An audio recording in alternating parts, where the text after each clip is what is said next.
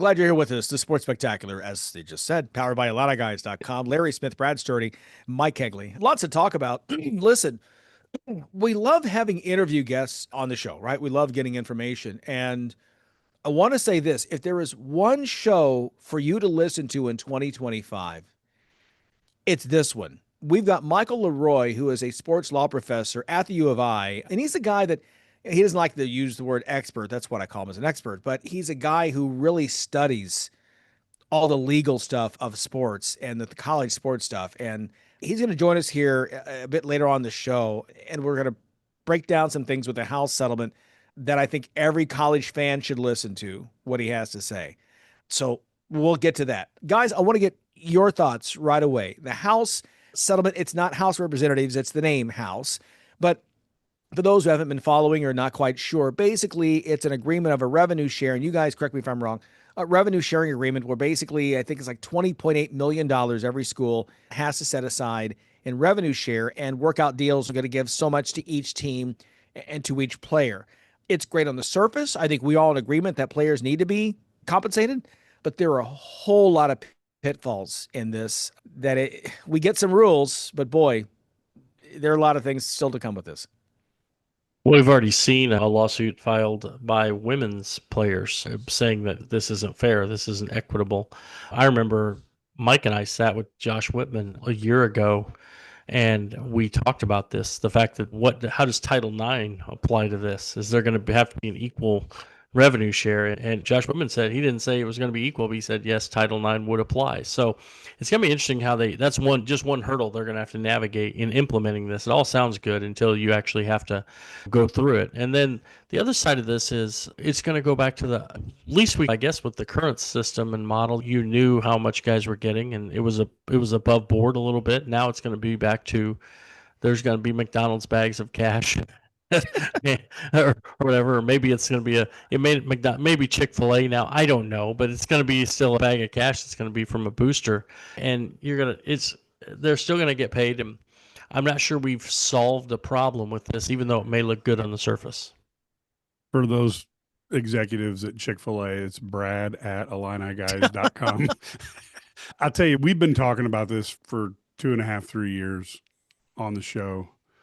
And unfortunately, the NCAA long ago lost the initiative to trailblaze and try to work in a way that would be equitable for everybody involved. They stonewalled for a long time, and now those chickens are coming to roost because they basically now are at the fate of this agreement. And as Brad said, there are lawyer groups already just waiting to go fight these things. And I don't know. It's a little bit disappointing.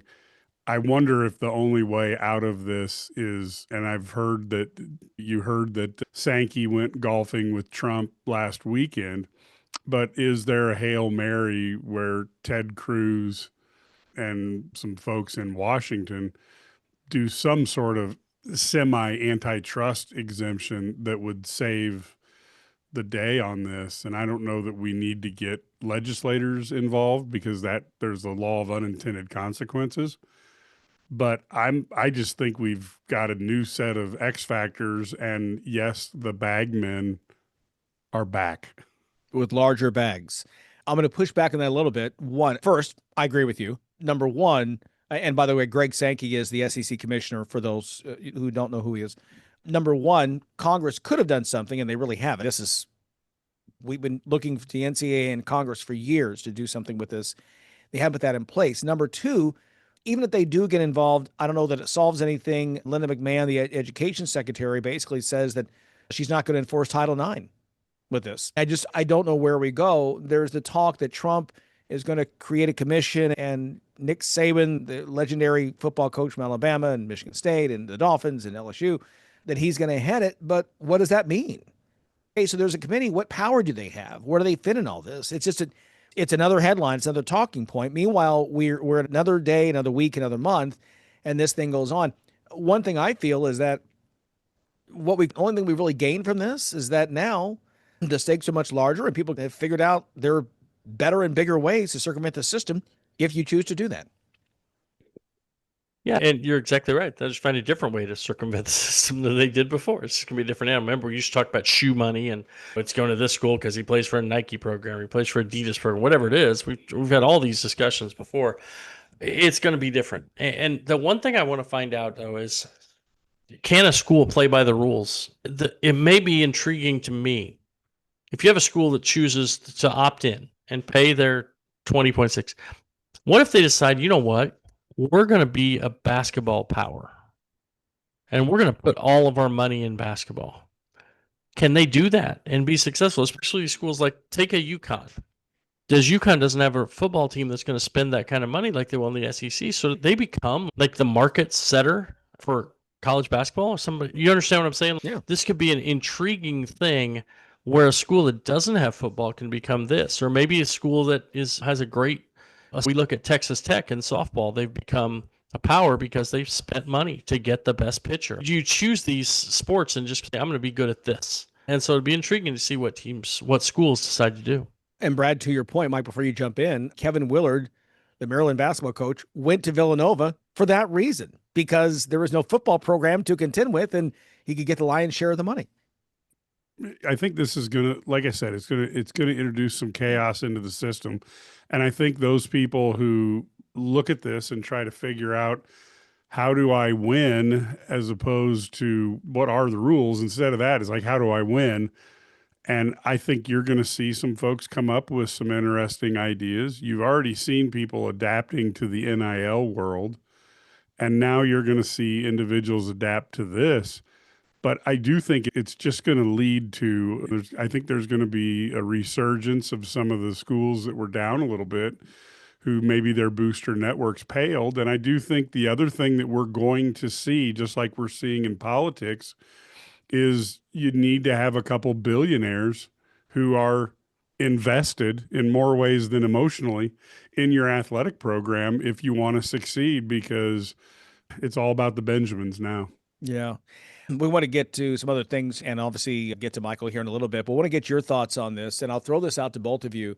Now that this is here and the revenue share on paper begins here July 1, what's the great thing you think this comes from this? And what's the thing you fear the most coming from this next evolution in college athletics?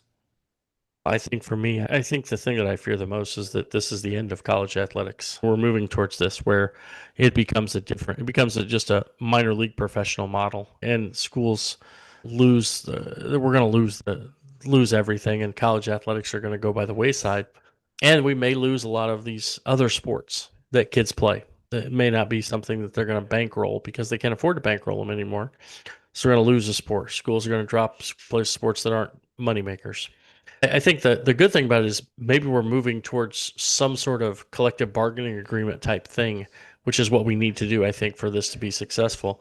And maybe this will be the impetus to move us that way.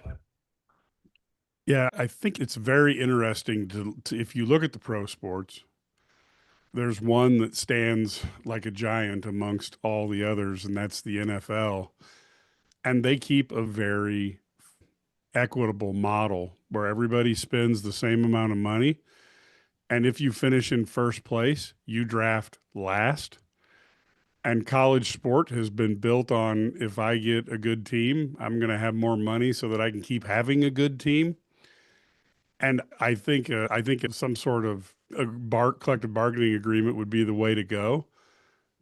But I do think that the people on top, the Alabamas, the Ohio States, they aren't going to say, hey, you know what? We're out of money. Oh, shucks. I guess that defensive tackle from Chicago is just going to go to Illinois.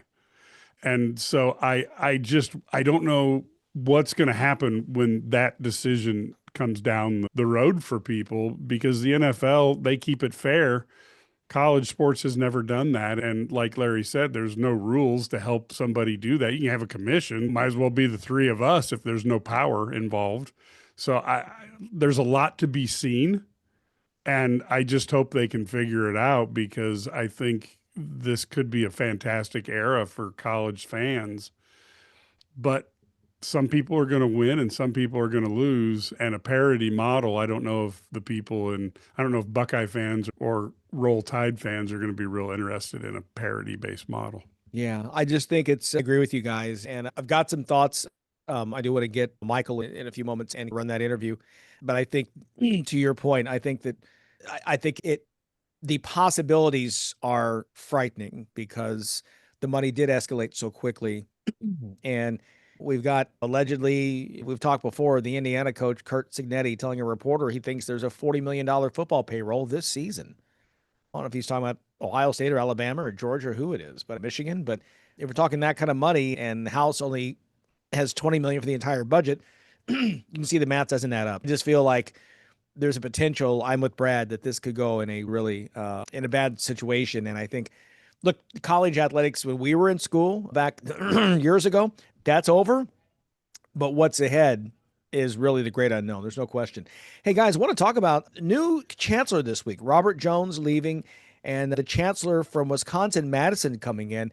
I'm excited about this. Someone who comes from a very healthy athletic culture up in Madison, now coming in and taking over at Illinois. And I liked all the PR things that the university put out with seeing Charles Isbell Jr. with some of the coaches. Yeah, I thought that was good. I think the one thing I really liked that he said is he's going to spend his first 6 months kind of listening. And I think that's one of the most important things when you go to a new place is you listen and find. And he's obviously got his history. He knows what has happened at Wisconsin. He knows how things work there. But he's going to listen and figure out what needs to happen because every university is not the same. And so he understands that I've got to listen and find out what's going on and then then come in and make some adjustments or changes, whatever it is. So it's really impressive to hear him talk. So I thought that was good.